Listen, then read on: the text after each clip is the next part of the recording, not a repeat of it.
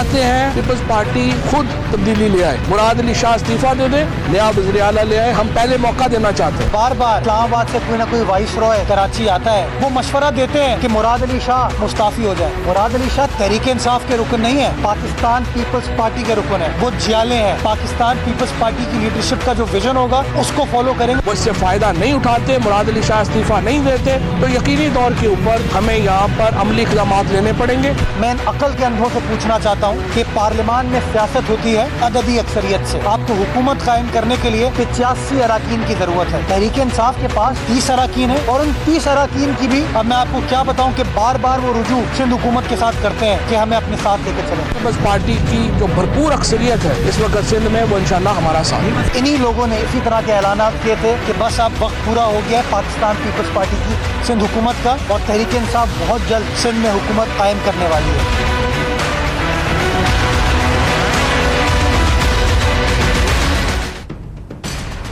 अस्सलामुअलैकुम नाज़रीन, मैं हूं नूरुल आरफीन सिद्दीकी और आप देख रहे हैं प्रोग्राम आमने सामने। फवाद चौधरी साहब सिंध फतह करने के लिए आ पहुंचे, लेकिन उससे भी बड़ी स्टोरी आज सुबह उस वक्त देखने के लिए मिली जब खान साहब ने कल रात को मेरे रमेश कुमार साहब से पूछे गए सवाल के जवाब में, उस एक सवाल के जवाब में जिसमें मैंने खुर्शीद शाह साहब का हवाला दे करके उनसे ये जानने की कोशिश की थी कि अगर इश्तिहार दे दिया जाए तो क्या खान साहब असम्बली में पहुँचेंगे। आज खान साहब ने पार्लियामान के फ़यूज़ बरक़ात फ़ज़ाइल से पाकिस्तान के अवाम को आगाह कर दिया। अभी सोशल मीडिया पर इस एक सवाल की बाज़गश्त जारी ही थी कि खान साहब का ट्वीट किसी ताज़ी हवा के झोंके की तरह हमारी समातों बसारतों से टकराया और उसने में ये बताया कि पार्लियामेंट के इजलास पर हर साल टैक्स पेयर्स के पैसों से, अवाम की खून पसीने की कमाई से करोड़ों रुपए लगते हैं। यह सनसनीखेज इंकशाफ था जो खान साहब ने किया अपने तौर पर ब्रैकेट में। हालांकि ये कॉमन बात है, लेकिन ब्रेकिंग न्यूज उस वक्त बन जाती है जब वक्त का वजीर आजम इतनी जबरदस्त इत्तला कौम को फराहम करता है। खान साहब के इस एक इंफॉर्मेशन के जवाब में अपोजिशन ये पूछ रही है कि पार्लियामान के फ़यूज़ व बरक़ात अपनी जगह, तो क्या इसीलिए आप महीनों दर्शन नहीं देते। नवाज शरीफ साहब बुरे थे क्योंकि वो पार्लियामेंट में नहीं आते थे, आप अच्छे इसलिए हैं क्योंकि आप भी पार्लियामेंट में नहीं आते। तो नवाज शरीफ बुरे कैसे हुए और आप अच्छे कैसे हो गए। खान साहब ने एक मरतबा फिर वॉकआउट को एनआरओ लेने की साजिश करार दिया। अब यहां अकल गड़बड़ा जाती है, मतलब कंफ्यूज आ जाता है आदमी कि अगर वॉकआउट लेना, एनआरओ लेने की कोशिश करना है तो पीटीआई ने तो सारी सियासती वॉकआउट, धरने, एहतजाज और पता नहीं क्या क्या उससे किया था। तो क्या खान साहब के जेर नजर उस वक्त जब वो अपोजिशन लीडर थे कोई एनआरओ लेना मकसूद था। एक और इत्तला खान साहब ने दी कि एहतसाबी अमल तो किसी तौर रुकने वाला नहीं है। यार अल्लाह के बंदे, खान साहब को ही लगा दो, मैं इतनी देर से तकरीर कर रहा हूं। इस एक इत्तला के जवाब में अपोजिशन का यह सवाल है कि थोड़ा सा एहतसाब अगर अलीमा बाजी का भी हो जाए तो मेरे ख्याल है कि बेहतर होगा, क्योंकि कल ही हमने एक और सवाल किया था जिसके जवाब में जो कुछ था उसकी गूंज भी सोशल मीडिया पे है कि सिलाई मशीनों की कमाई से और अमेरिका के जो है वो जायदादें बनाई जा रही हैं। खैर अल्लाह ताला जिस कमाई में बरकत दे वो बड़ी बात है। वजीर इत्तलात पर आते हैं। वजीर इत्तलात से ना पहुंचे फतह करने के लिए और वजीर इत्तलात ने आने के बाद ये कहा है कि जी सिंध में गवर्नेंस का बुरा हाल है। अब इस पर पता नहीं क्यों पब्लिक जो है वो हंसने लग गई है। लोग पूछ रहे हैं कि सिंध में गवर्नेंस का बुरा हाल है, विफाक में सही है गवर्नेंस, अगर तो उसे गवर्नेंस कहना बनता है। 5 माह में पार्लियामेंट में अल्हम्दुलिल्लाह एक बिल भी पास नहीं हुआ, चीफ जस्टिस ने अपने मुंह से कह दिया। आज चीफ जस्टिस ने असद उमर साहब को अपने सामने पाकर एक और ब्रेकिंग न्यूज दी जो कि न्यूज ही नहीं है। उन्होंने कहा कि आप लोग काम करना ही नहीं चाहते। लेकिन फवाद चौधरी साहब मुझसे रहे सिंध हुकूमत से कि जी आप गवर्नेंस बेहतर करें वरना हम अमली इकदाम उठाएंगे। उन्होंने ये भी कहा कि पीपीपी के सीनियर अरकान हमारे राब्ते में। पीपल्स पार्टी का ये कहना है कि मुस्कुराना तो सबका हक है, अब अगर कोई फवाद चौधरी से राब्ते में रहकर अपना वक्त बर्बाद करना चाहता है तो उसकी मर्जी। कंफ्यूजन उस तरफ नहीं है, कंफ्यूजन हर तरफ है। मेरे साथ मौजूद है शेख फयाजुद्दीन साहब पाकिस्तान मुस्लिम से, मेरे साथ मौजूद हैं जनाब नासिर मूसाज़ई साहब पाकिस्तान तहरीक इंसाफ से, मेरे साथ मौजूद हैं या होंगे या थे, इन तीनों में से कोई एक चीज़ है, कंफ्यूजन यहां पे भी है। डीएसएनजीओ के इस खेल में एक डीएसएनजी की हार हो गई और एक की जीत, कोशिश कर रहे हैं कि हम जीत जाएं। अगर ऐसा हो गया तो इंशाल्लाह निसार खोड़ो साहब हमारे साथ होंगे, अदरवाइज पीपल्स पार्टी तो है जी भुट्टो, किसी और को इंशाल्लाह आपकी खिदमत में पेश करेंगे। सबसे पहले मैं जाऊंगा नासिर मूसाज़ई साहब के पास। सर कैसे मिजाज हैं? अल्लाह का फजल माशाल्लाह। अच्छा सर ये मुझे बताइएगा, अल्लाह ताला ने जब फजल कर ही दिया था तो क्या जरूरत थी रंग में भंग डालने के लिए, यहां सिंध पधारने की, सोमनाथ के मंदिर की तरह इसको फतह करने की? मतलब ये तो वही वाली बात हुई कि अपना घर बर्बाद है और दूसरे को आबादी के नुस्खे बताए जा रहे हैं।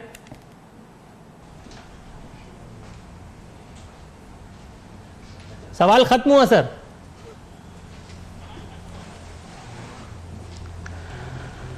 मैं समझा नहीं, प्लीज रिपीट कर ले उसको।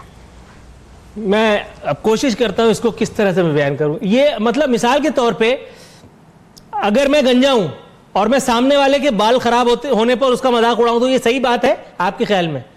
खुद गवर्नेंस नहीं हो रही, विफाक का बुरा हाल है, पख्तूनख्वा में सब सत्यानाश है, यहां सिंध फतह करने चले आए। अब समझ में आया होगा मेरे ख्याल है।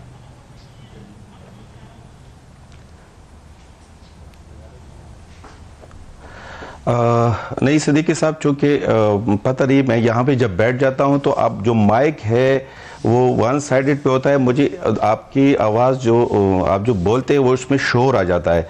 बहरहाल आप मेरे ख्याल में उसके डेफिनेटली वो बात कर रहे हैं कि जो सिचुएशन आजकल है और जो फवाद चौधरी साहब कराची गए हुए हैं उसकी बात आप वो कर रहे हो। बेसिकली फवाद चौधरी का जो मेन मकसद है जो वहाँ पे वो कराची में वो कह रहे हैं, बेसिकली 30 साल से वो लोग उस पे है सिंध में हुकूमत कर रहे हैं पीपल पार्टी वाले किसी न किसी तरीके से, और आज वो कह रहे हैं कि अपोजिशन और सारे मिल के और वो ये 2-3 पॉइंट्स पे वो एग्री हुए कि हमें ह्यूमन राइट्स पे और लोगों के राइट्स पे और इकोनॉमिक्स पे और उस पे वो लोगों की कंप्रोमाइज़ नहीं करेंगे। तो डेफिनेटली ये 30 साल से जो 40 साल से ये लगे हुए हुकूमतें कर रहे हैं, तो कौम को उन लोगों ने क्या दिया है? और आज जो लोग ये इकट्ठे हो रहे हैं, तो मेरे ख्याल में सिद्दीकी साहब ये इसलिए इकट्ठे नहीं हो रहे हैं कि वो कौम के गरीबों की उसमें हमदर्दी में या कौम के गम में या अवाम के गम में, बल्कि ये अपने ही गमों में लगे हुए हैं। चूंकि ये पीपल पार्टी और नून लीग का यही शेवा रहा है कि जब ये हुकूमत में होते हैं तब भी अपना सोचते हैं और जब अपोजिशन में होते हैं तब भी अपना सोचते हैं। जो आज ये इकट्ठे हो रहे हैं, मैं कतई गुलामी की गुंजाइश निकालते हुए, हालांकि हुक्मरान जमात से मुठभेड़ करना आसान नहीं होता, लेकिन दिले नातवा आपके इस स्टेटमेंट की ताब नहीं ला पाया, तो मैं अपने इंट्रो पर आता हूं। सर बात यह, मैं खुद पार्लियामेंट में 5 माह तक ना जाऊं, मैंने नवाज गवर्नमेंट को टॉपल करने के लिए बड़ी बड़ी बातें बनाई हूं, बड़ी फिल्मी अफसानवी बातें की हूं कि जी ये तो पार्लियामेंट नहीं आते, इनको पार्लियामेंट की तौकीर का एहसास नहीं है, फलाना ढिमकाना। लेकिन उसके बाद जब मेरा तर्ज अमल मुलाहिजा किया जाए तो पता यह चलता है कि 5 महीने मैंने लिफ्ट नहीं कराई, और जब मजीद कुछ कुरेदा जाए तो फिर यह कहा जाता है कि हम तो छुट्टी भी नहीं करते। अब ये सुन करके सुनने वालों की छुट्टी हो जाती है। जरा इसका जवाब इनायत कीजिए कि पार्लियामेंट को क्यों दर्शन नहीं दे पा रहे हैं? नहीं देखो, बात इस तरह है कि जो इमरान खान की आप बात कर रहे हैं, इमरान खान साहब कई बार जब 5 माह में असेंबली में आ चुके हैं, पार्लियामेंट में आ चुके हैं, और उसने ऑन द फ्लोर ये कह दिया है कि मैं हर ट्यूसडे को या उसमें वीकली एक टाइम दूंगा, एक वक्त दूंगा और क्वेश्चन और दूंगा। और उसके लिए अपोजिशन की तरफ से एक कमेटी का डिसाइड हुआ था कि कमेटी डिसाइड करेंगे कि क्वेश्चन किस तरीके से होंगे, कौन पार्टी किस किस तरीके से होंगे।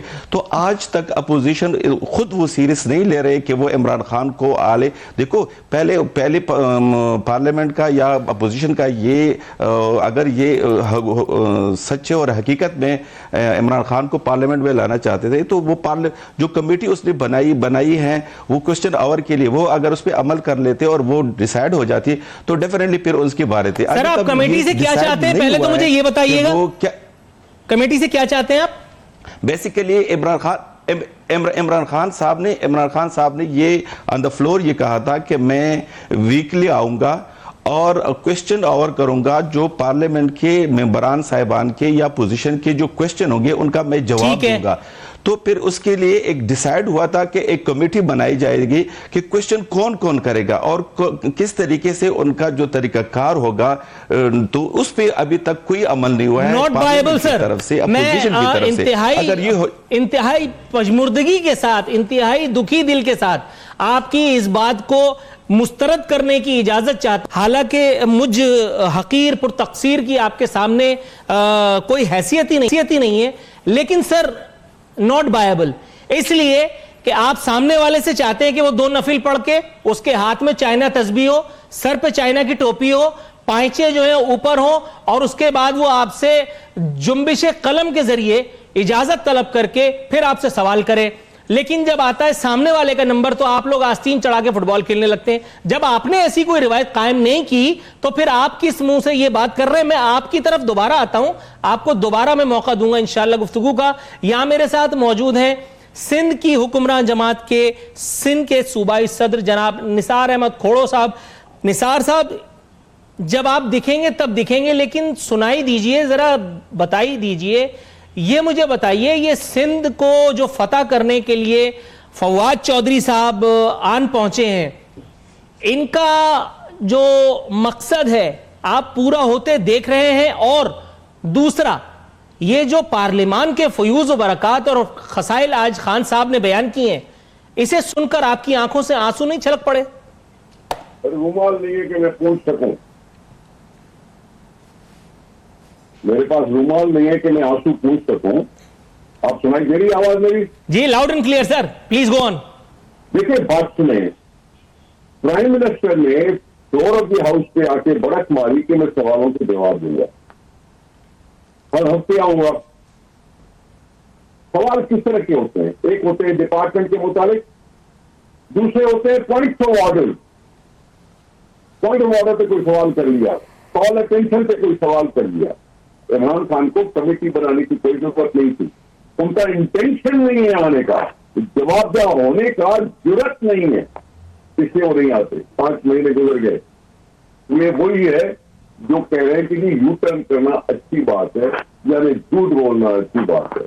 झूठ वाले को मकार भी कहते हैं हम, तो ये गलत कहा है उन्होंने, ये हमें धोखे देने की कोशिश की गई है कि जनाब। रही बात दूसरी फवाद चौधरी साहब की, तो फवाद चौधरी साहब माशाल्लाह 2 दिन गुजारने के बाद यहां से मिट्टी खाने के बाद चले जाएंगे। ये मिट्टी सर कहां की होगी? बिलावल हाउस के आसपास की, या मतलब कहीं की भी हो सकती है? वो जा रहे हैं ना, वो घोट की जा रहे हैं, वहां की मिट्टी खाएंगे। अच्छा, घोट की। मैंने कहा शायद कोई मुकद्दस मुतबर्रिक किस्म की हो, तो शायद फतह के तासुरात कुछ ज्यादा हो। नाजरीन, यहाँ वक्त एक मुख्तसर से अचानक ब्रेक का, कि अचानक ब्रेक कभी भी आ सकती है ये उस्ताद। यहाँ मुख्तसर से वक्फे पे जाएंगे, फिर आएंगे तो इंशाल्लाह शेख फयाज साहब का शिकवा दूर करेंगे, उनसे कुछ गुफ्तगू करेंगे।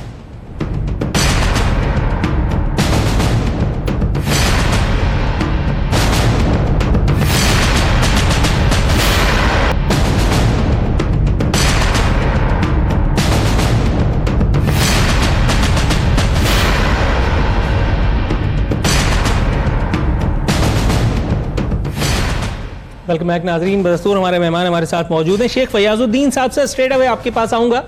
एनआरओ न देने की बड़ी बातें की जा रही हैं। अब मैं ये भी नहीं पूछूंगा क्योंकि जवाब तो मिलना नहीं है कि एनआरओ मांगा किसने। मुराद सईद साहब 7 आदमी करके रह गए, उसके बाद वो 7 आदमी हज करने चले गए और मुराद सईद साहब की याददाश्त चली गई। ये मुझे बताइएगा सर, एनआरओ तो दिया जा चुका है, पब्लिक अकाउंट्स कमेटी की चेयरमैनशिप अल्टीमेटली पाकिस्तान मुस्लिम लीग नवाज के पास आ चुकी है, वो जिसे करप्ट, जिसे पता नहीं क्या बताया जा चुका। तो अब कौन सा एनआरओ है जो देना बाकी है?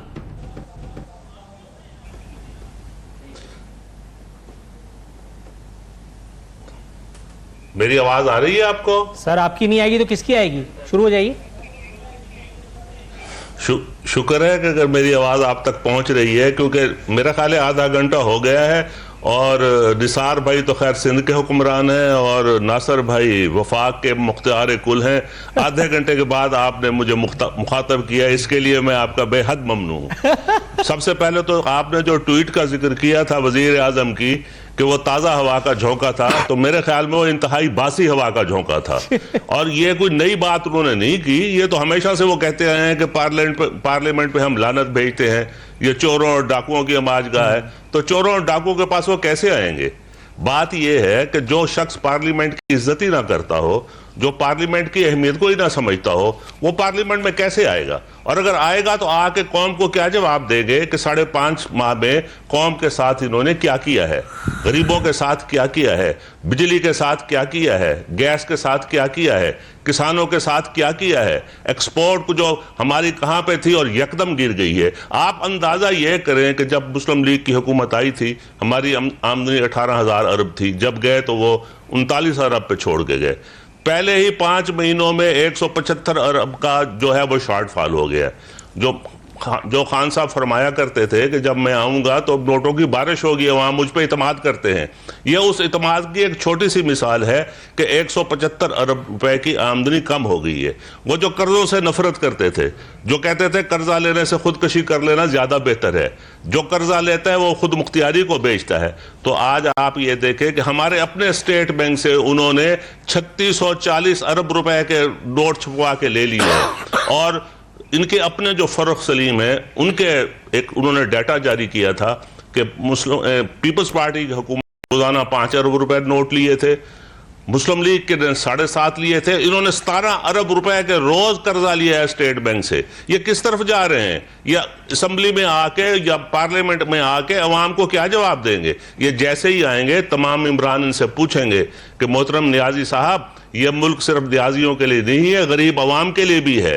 सर मैं नासिर मूसा ज़ई साहब के पास जाऊंगा, मुझे थोड़ा सा वक्फा मुझे थोड़ा सा टाइम दीजिएगा शेख फैयाज साहब।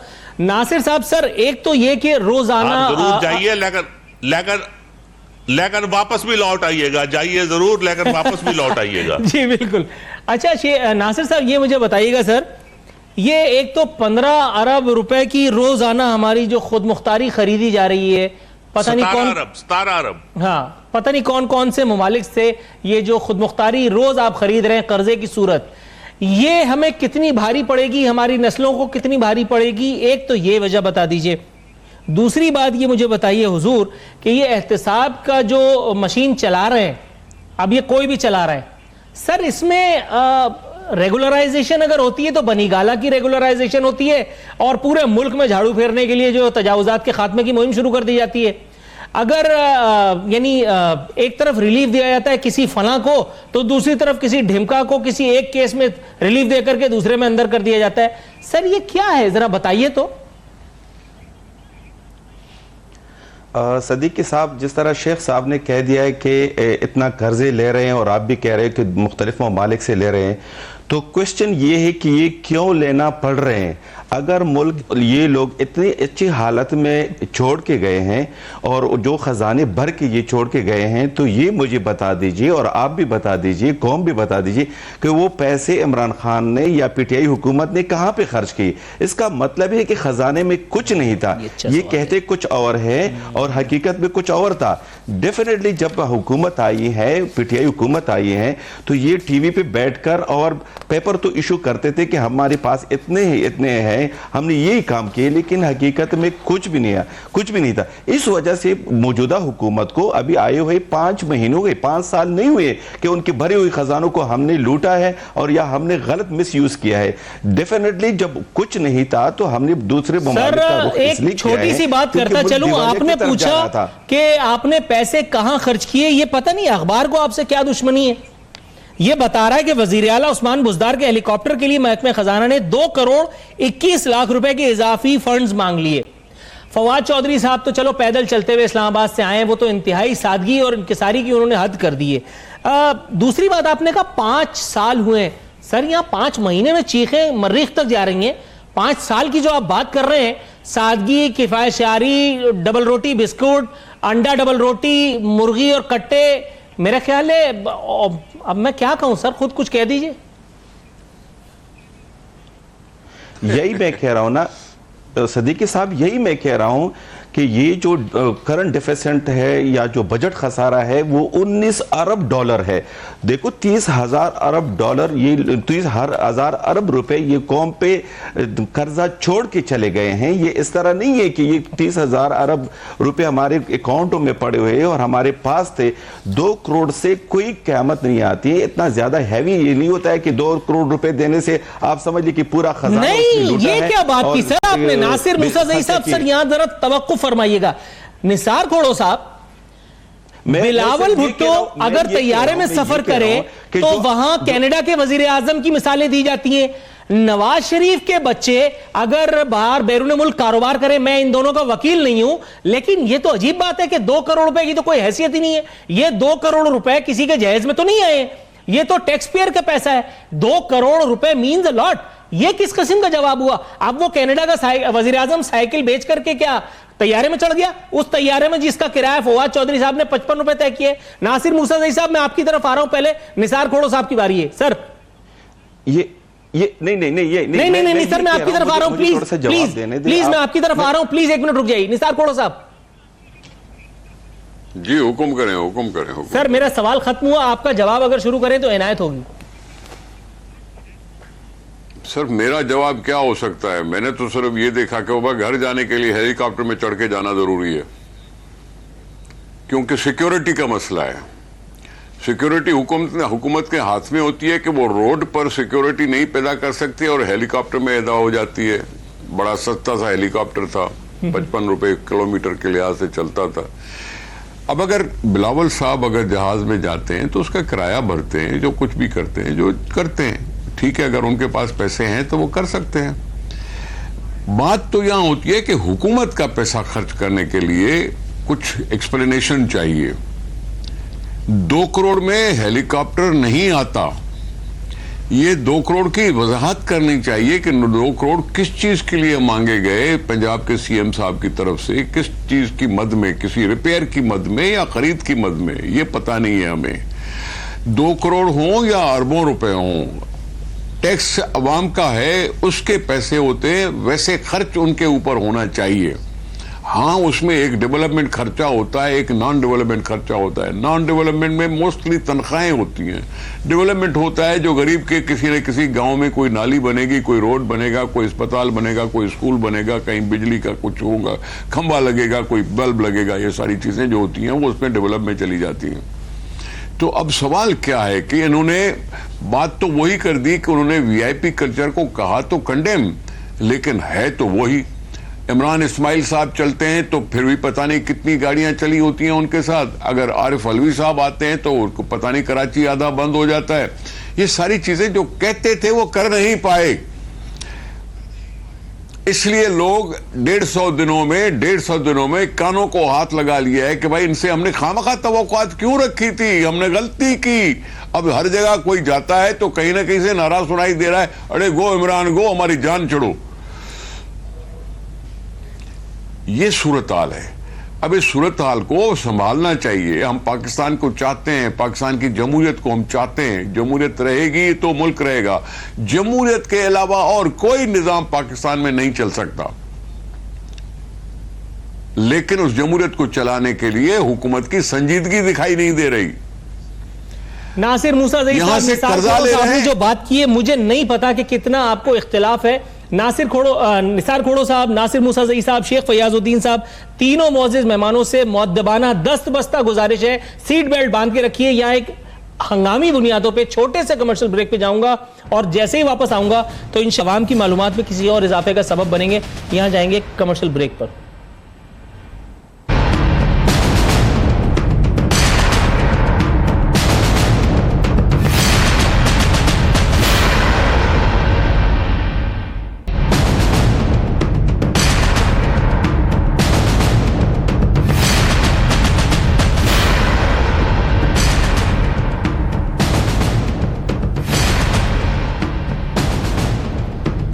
वेलकम बैक नाजरीन। बस इख्तितामी मराइल में दाखिल हो चुके हैं, वक्त की कमी का शिकार है। शेख फयाजुद्दीन साहब, सर ये मुझे बता दीजिएगा जनरल नॉलेज में इजाफे के लिए कि पहले नून लीग में टूट फूट की बातें की गई, बताया गया कि नून लीग के बहुत सारे अरकान हमसे राब्ते में और जल्द आ मिलेंगे।